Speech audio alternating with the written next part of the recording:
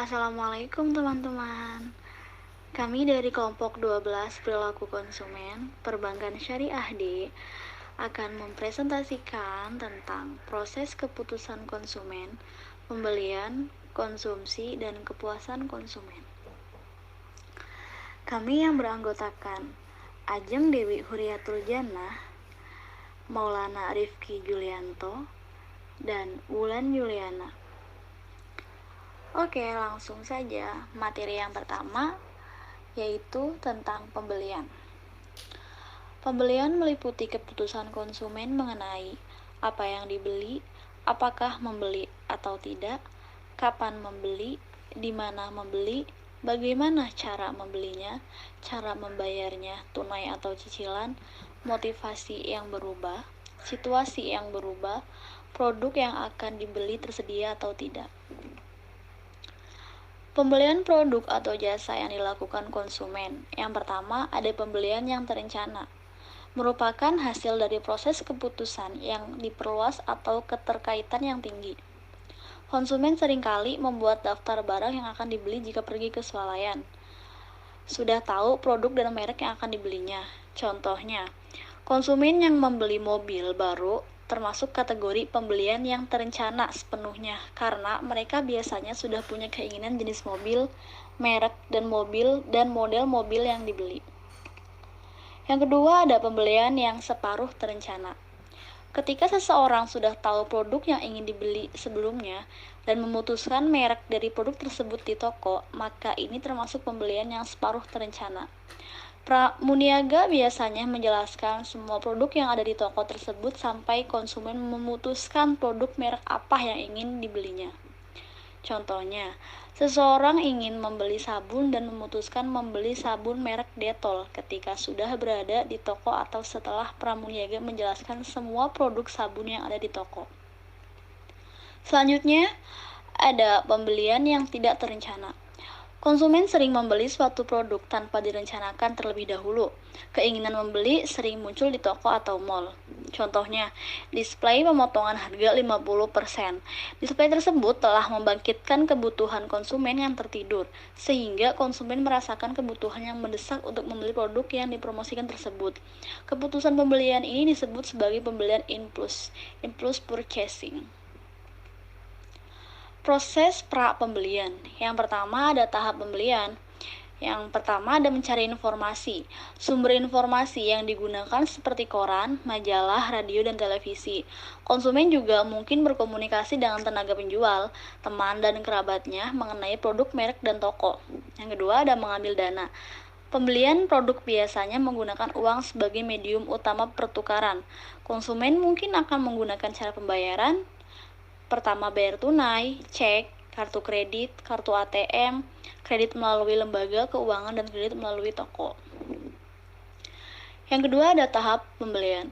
Berhubungan dengan toko store contact, keinginan membeli produk akan selalu mengunjungi tokonya, sedangkan produsen berkepentingan mempromosikan produknya agar dibeli konsumen. Mendorong konsumen untuk mencari toko atau mall tempat membeli produk tersebut. Sebuah toko biasanya memajang pengumuman diskon dengan huruf yang mencolok, warna-warni sehingga menarik perhatian konsumen untuk mendatangi toko tersebut. Mencari product contact. Konsumen harus mencari lokasi di mana produk ditempatkan di dalam toko tersebut. Pemilik toko berkepentingan agar produsen menerapkan dua strategi, yaitu yang pertama strategi mendorong, push strategis, strategi menarik, pull strategis. Yang kedua ada transaksi. Salah satu bentuk kenyamanan konsumen dalam membelanja di dalam toko adalah kemudahan dalam transaksi. Transaksi merupakan melakukan pertukaran barang dengan uang, memindahkan pemilikan barang dari toko kepada konsumen. Selanjutnya ada metode penjualan. Yang pertama ada penjualan langsung. Adanya kontak pribadi antara penjual dan konsumen yang tidak berlangsung dalam toko. Misalnya, produk langsung dijual ke rumah-rumah penduduk, mengandung konsumen menghadiri demo. Yang kedua ada iklan surat, direct mail ads. Produsen mengirimkan berbagai iklan cetak ke rumah-rumah konsumen melalui surat. Tujuannya adalah agar konsumen tertarik kepada produk tersebut. Yang ketiga ada telemarketing. Penggunaan telepon untuk memasarkan produk ada dua macam. Yang pertama ada outbound telemarketing, yaitu usaha pemasar untuk mengontak konsumen dalam mempromosikan produknya. Yang kedua ada inbound telemarketing, yaitu penyediaan nomor telepon bebas oleh perusahaan agar konsumen tertarik menelpon produsen tanpa harus dibebani biaya. Yang keempat ada katalog. Direct Mail Catalog adalah publikasi cetak yang berisi informasi lengkap mengenai produk, biasanya berbentuk buku atau barang cetakan lainnya yang lebih tipis. Selanjutnya ada iklan respon langsung. Adalah iklan produk atau jasa melalui media cetak dan elektronik yang salah satu pesannya agar konsumen bisa langsung merespon iklan tersebut. Contohnya TV Home Shopping. Oke, selanjutnya akan dijelaskan oleh kawan saya, yaitu Rifki. Oke, saya Maulana Rifki Juwanto. Di sini saya akan menjelaskan tentang konsumsi. Produk yang dikonsumsi dibedakan menjadi dua macam, yaitu barang yang tahan lama dan juga barang yang tidak tahan lama. Barang yang tahan lama memiliki usia pakai yang panjang dan bertahun-tahun, misalnya dapur, furnitur, dan alat-alat elektronik. Dan barang yang tidak tahan lama yaitu barang-barang yang akan habis jika dipakai atau digunakan, misalnya seperti makanan dan minuman. Cara mengetahui konsumsi produk yang lebih mendalam, maka seseorang pemasar harus mengetahui 3 hal berikut, yaitu 1. Frekuensi konsumsi, yang menggambarkan seberapa sering suatu produk dipakai atau dikonsumsi. Dan yang kedua, jumlah konsumsi, yang menggambarkan kuantitas produk yang digunakan oleh konsumen, yang mana jumlah konsumsi akan menjadi indikator besarnya permintaan pasar bagi produknya. Dan yang ketiga yaitu tujuan konsumsi. Konsumen mengkonsumsi suatu produk dengan beragam tujuan. Tujuan konsumsi sering menggambarkan situasi pemakaian oleh konsumen. Halo, selamat siang semuanya. Di sini saya akan menjelaskan tentang pasca konsumsi, kepuasan, dan ketidakpuasan. Setelah mengkonsumsi, konsumen akan melakukan proses evaluasi terhadap konsumsi yang telah dilakukan. Proses ini disebut sebagai evaluasi alternatif pasca pembelian atau pasca konsumsi. Hasil dari proses pasca konsumsi yaitu yang pertama, konsumen puas akan mendorong konsumsi, membeli atau mengkonsumsi. Yang kedua, konsumen tidak puas akan menyebabkan perasaan kecewa dan menghentikan pembelian. Angel, Blackwell, dan Miniart mendefinisikan kepuasan sebagai evaluasi pasca konsumsi, bahwa alternatif yang dipilih setidaknya memenuhi atau melebihi harapan. Mowen dan Minor mengartikan kepuasan sebagai keseluruhan sikap konsumen terhadap suatu barang atau jasa setelah mereka memperoleh dan menggunakannya. Ini adalah penilaian evaluatif pasca pilih yang dihasilkan dari pilihan pembelian tertentu dan pengalaman menggunakan atau mengkonsumsinya. Teori kepuasan mengemukakan bahwa kepuasan dan ketidakpuasan konsumen merupakan dampak dari perbandingan antara harapan konsumen sebelum pembelian dengan yang sesungguhnya diperoleh oleh konsumen dari produk yang dibeli tersebut. Konsumen membeli suatu produk, maka ia memiliki harapan tentang bagaimana produk tersebut berfungsi.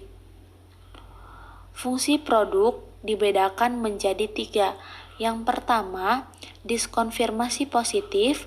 Yang kedua, konfirmasi sederhana. Yang ketiga, diskonfirmasi negatif. Diskonfirmasi positif adalah jika produk tersebut berfungsi lebih baik yang diharapkan. Jika ini terjadi, maka konsumen akan merasa puas. Konfirmasi sederhana adalah jika produk berfungsi seperti yang diharapkan, sehingga konsumen akan merasa netral. Diskonfirmasi negatif adalah jika produk berfungsi lebih buruk dari yang diharapkan konsumen, yang menyebabkan kekecewaan dan konsumen merasa tidak puas. Loyalitas merek. Pembelian ulang yang terus-menerus dari produk dan merek yang sama akan menunjukkan loyalitas konsumen terhadap merek. Salah satu tujuan komunikasi pemasaran yang dilakukan oleh produsen adalah untuk menciptakan loyalitas merek.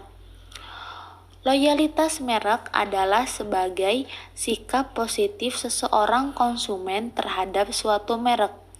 Konsumen memiliki keinginan kuat untuk membeli ulang merek yang sama pada saat sekarang maupun masa datang. Mowen dan Minor mengemukakan bahwa ada dua pendekatan untuk memahami loyalitas merek, yaitu pendekatan perilaku dan pendekatan sikap. Pendekatan perilaku melihat loyalitas merek berdasarkan kepada pembelian merek. Metode proporsi pembelian sering digunakan untuk mengukur loyalitas merek dalam penelitian konsumen. Metode ini menanyakan kepada konsumen mengenai pembelian produk selama periode tertentu, misalnya 6 bulan atau 1 tahun. Loyalitas merek dibagi ke dalam beberapa kategori berikut, yaitu loyalitas tak terbagi, kadang-kadang mengganti, loyalitas terbagi, dan merek tidak berbeda. Loyalitas tak terbagi misalkan konsumen membeli produk yang sama selalu memberi produk yang sama. Yang kedua, kadang-kadang mengganti, di mana konsumen membeli produk yang berbeda, A, B, A, C, A, D, A, dan seterusnya. Loyalitas mengganti, di mana konsumen mengganti produk atau merek. Misalkan konsumen membeli produk A, lalu mengganti dengan produk B, A, dan mengganti kembali kepada produk A. Loyalitas terbagi. Loyalitas terbagi di mana konsumen membagi-bagi produk yang dibelinya. Misalkan konsumen membeli produk dengan merek A, B, A, B. Selanjutnya, merek tidak berbagi, yaitu di mana konsumen membeli merek dengan berbeda. Contohnya, membeli merek A, lalu B, lalu C, lalu D, kembali ke A, C, D, dan selanjutnya. Pendekatan perilaku tidak mengungkapkan alasan seseorang konsumen loyal terhadap suatu merek. Pendekatan ini menentukan loyalitas merek berdasarkan sikap konsumen dan perilakunya. Loyalitas merek akan menyebabkan munculnya merek, yaitu kedekatan emosional dan psikologis dari seseorang konsumen terhadap suatu produk. Loyalitas merek terkait dengan produk-produk tertentu, misalnya Samsung dan LG adalah merek dari beberapa alat elektronik. Mungkin cukup sekian presentasi dari kelompok kami. Mohon maaf jika ada kekurangan. Terima kasih. Wassalamualaikum warahmatullahi wabarakatuh.